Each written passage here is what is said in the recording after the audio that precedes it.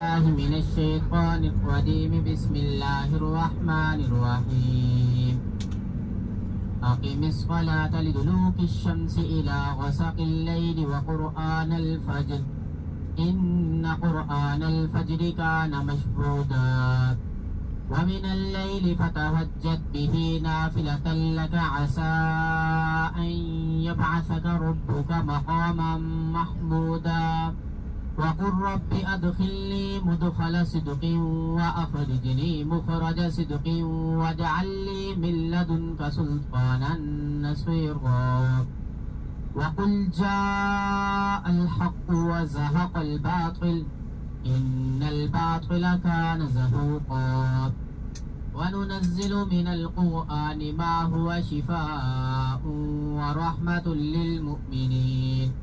ورحمة للمؤمنين ولا يزيد الظالمين إلا خسارا وإذا أنعمنا على الإنسان أعرض ونأى بجانبه وإذا مسه الشر كان يئوسا قل كل يعمل على شاكلته فربكم أعلم بمن هو أهدى سبيلا صدق الله العظيم. سارد عالم صلی اللہ علیہ وآلہ وسلم کی سنت مبارکہ پر عمل کرتے ہوئے میرے ساتھ مل کر سفر کی دعا پڑھ لیں. بسم اللہ الرحمن الرحیم. سبحان الذی سخر لنا هذا وما كنا له مقرنين وإنا إلى ربنا لمنقلبون. بسم اللہ توکلت علی اللہ لا حول ولا قوة الا باللہ لا الہ الا انت سبحانک انی کنت من الظالمین. ایک مرتبہ درود ابراہیمی اور ایک مرتبہ درود قدسی پڑھ لیں. اللهم صل على محمد وعلى آل محمد كما صليت على إبراهيم وعلى آل إبراهيم إنك حميد مجيد. اللهم بارك على محمد وعلى آل محمد كما باركت على إبراهيم وعلى آل إبراهيم إنك حميد مجيد. سفر کے اعمال پورے فرما لیں.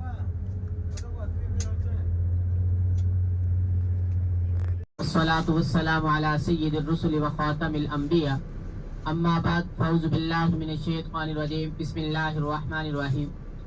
إن أول بيت وضع للناس للذي ببكة مباركا وهدى للعالمين. صدق الله العظيم.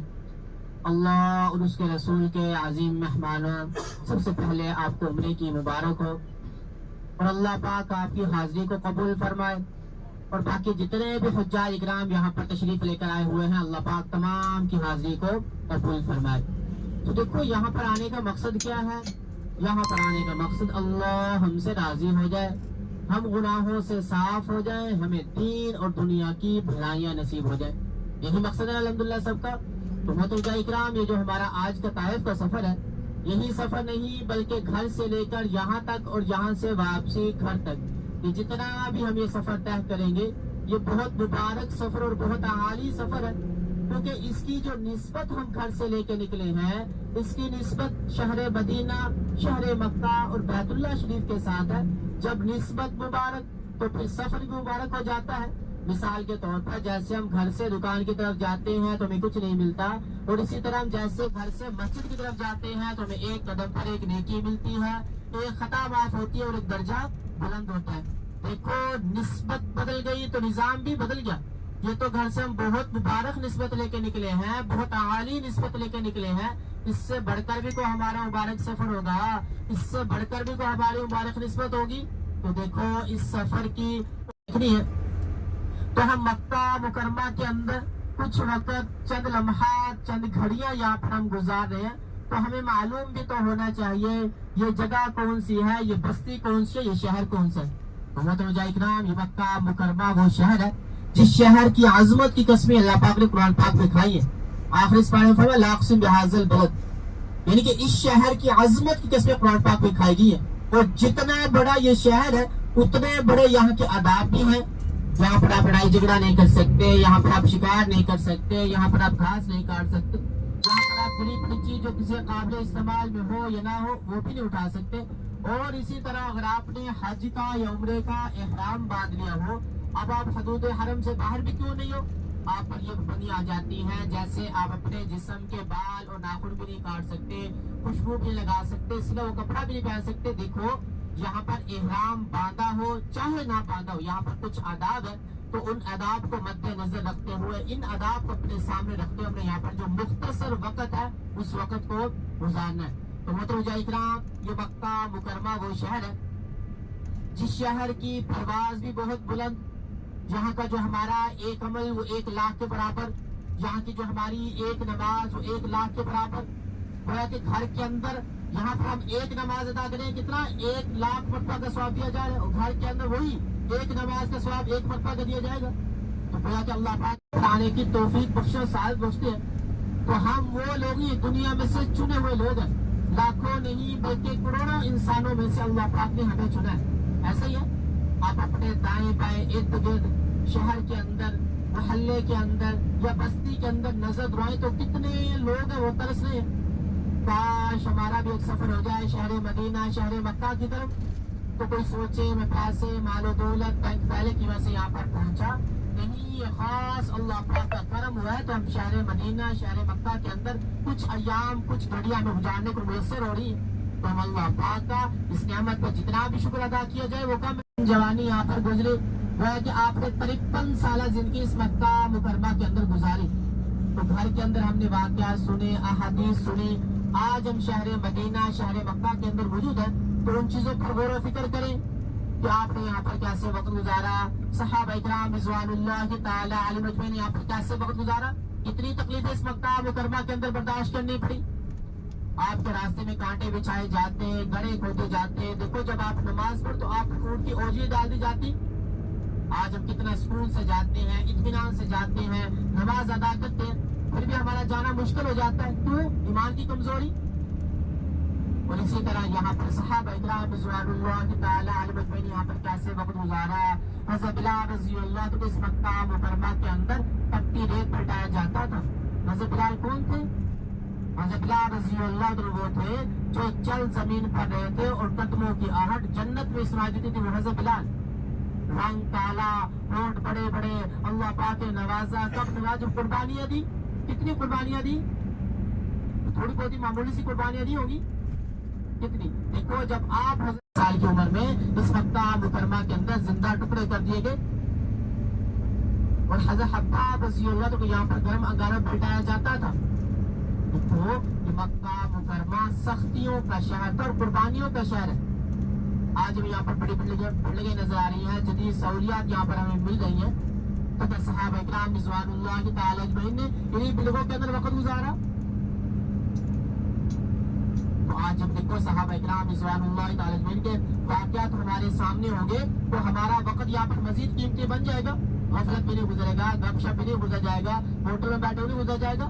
دیکھو وقت تو گزر ہی جانا ہے. گھر کے اندر ہم نے کتنا وقت. تو دیکھو آج کا جو ہمارا سفر ہے وہ سفر طائف ہے.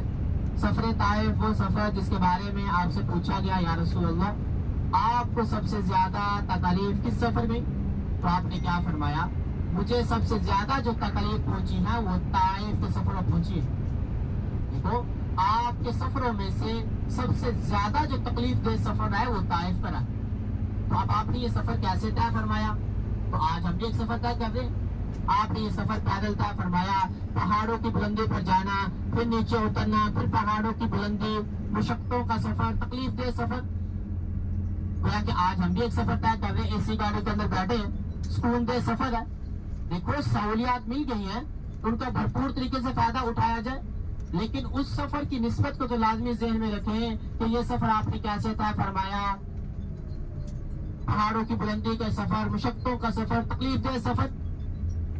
تو آج کے جو ہمارا جانے کا مقصد کیا ہے کہ یہ سفر آپ نے طے فرمایا تھا، ہم بھی اسی نسبت کو لے کر یہ سفر طے کر رہے. دیکھو ہم ساروں تفریح کی طرف تو نہیں چلے تو ہم پکنک وغیرہ رات کو موڈ بن گیا ارادہ بن گیا چلو صبح چلتے ہیں طائف.